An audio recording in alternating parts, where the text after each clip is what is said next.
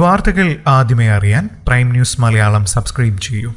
പുനലൂർ മൂവാറ്റുപുഴ സംസ്ഥാന പാതയിൽ കൂടൽ മുറിഞ്ഞിക്കൽ ഗുരുമന്ദിരത്തിന് സമീപം കാറും ശബരിമല തീർത്ഥാടകരുടെ ബസ്സും കൂട്ടിയിടിച്ച് ഒരു കുടുംബത്തിലെ 4 പേർ മരിച്ചതിന്റെ ഞെട്ടലിലാണ് കോന്നി മല്ലശ്ശേരിയിലെയും തെങ്ങുകാവിലെയും നാട്ടുകാർ. കോന്നി മല്ലശ്ശേരി പുത്തൻതുണ്ടിയിൽ വീട്ടിൽ മത്തായി ഈപ്പൻ, മകൻ നിഖിൽ ഈപ്പൻ, തെങ്ങുംകാവ് പുത്തൻവിള കിഴക്കേതിൽ ബിജു പി ജോർജ്, മകൾ അനു ബിജു എന്നിവരാണ് മരിച്ചത്. 8 വർഷം നീണ്ട പ്രണയത്തിനൊടുവിൽ കഴിഞ്ഞ മാസം 30-നാണ് അനുവും നിഖിലും വിവാഹിതരായത്. ഇരുവരും ഒരേ ഇടവകയിൽപ്പെട്ടവരാണ്. പൂങ്കാവ് സെന്റ് മേരീസ് മലങ്കര കാത്തോലിക്ക പള്ളിയിൽ വെച്ചായിരുന്നു വിവാഹം. ഇപ്പോഴിത് ഇരുവരുടെയും വിവാഹ വീഡിയോയാണ് മലയാളികളെ കണ്ണീരിലാഴ്ത്തുന്നത്.